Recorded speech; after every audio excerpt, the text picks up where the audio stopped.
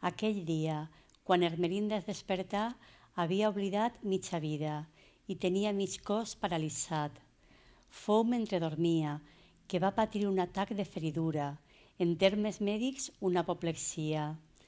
Quan era fadrina, el seu oncle Evarist li havia regalat un vestit. Era del color verd de les olives tendres, entallat, amb un coll en forma de barca que s'ajustava molt bé als seus muscles i que li feia ressaltar la llargària del coll. Aquella nit va somiar que se'l posava i fou segurament mentre el somni s'emprovava aquella roba que ja no li cabia, probablement mentre feia força amb el cap per passar-lo per aquell forat massa estret a hores d'ara que una artèria li rebentà el cervell i l'extravasació massiva de sang a l'interior de l'encèfal feu la seua feina.